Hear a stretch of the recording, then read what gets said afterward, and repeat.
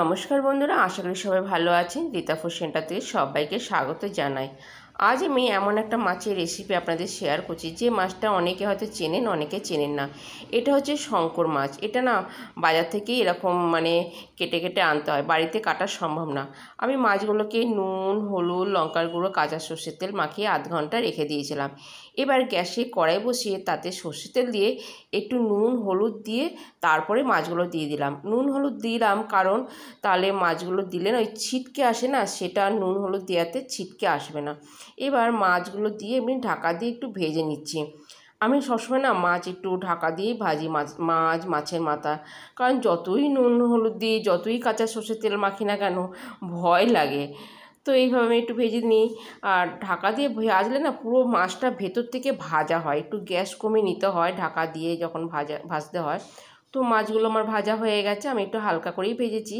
এবার ওই তেলে ডুমো ডুমো করে যে আলু কেটে রেখেছিলাম সেগুলো আমি ভেজে কড়া করে ভেজে তুলে নেব, লাল লাল করে ভেজে তুলে নেব। আর এই মাছগুলোকে না বেশ মাংসের যে ডুমো ডুমো বড় করে আলু কেটে রান্না করে সেইভাবেও রান্না করলে ভালো লাগে বেশ। আমার শ্বশুরবাড়িতে পেঁয়াজ রসুন ছাড়াই রান্না হতো। ঘি, গরম মশলা, তারপরে আদা, জিরে, ধনে, শুকনো লঙ্কা বাটা দিয়ে রান্না হতো। সেটাও খুব ভালো লাগতো খেতে। আমি একটু পেঁয়াজ রসুন দিচ্ছি, আমার ছেলে না একটু পেঁয়াজ রসুনের তরকারি পছন্দ করে, তাই দিলাম। আমি এখানে আলুগুলো ভেজে তুলে নিয়েছি। তারপরে ওই তেলের মধ্যে গোটা জিরে, তেজপাতা, গোটা গরম মশলা, হিং, চিনি ফোড়ন দিয়ে দিলাম।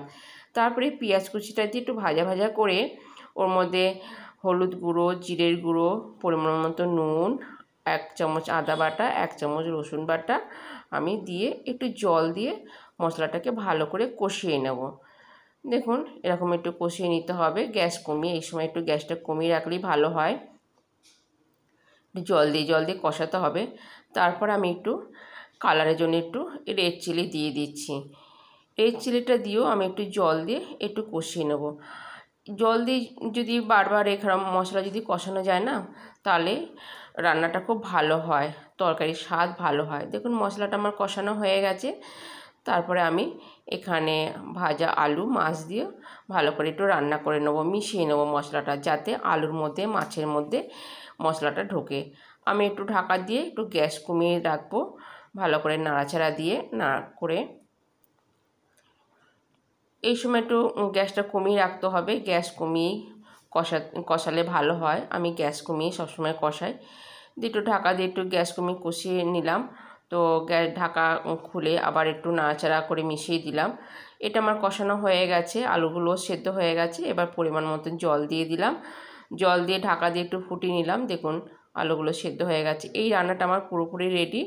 এবার আমি ঝালের জন্য কাঁচা লঙ্কা বাটা দেবো, স্বাদের জন্য একটু চিনি দিয়ে দিলাম, আর একটু শাহি গরম মশলা, ঘি দিয়ে দিলাম। এটা আমার ভাত খাওয়ার জন্য পুরোপুরি রেডি।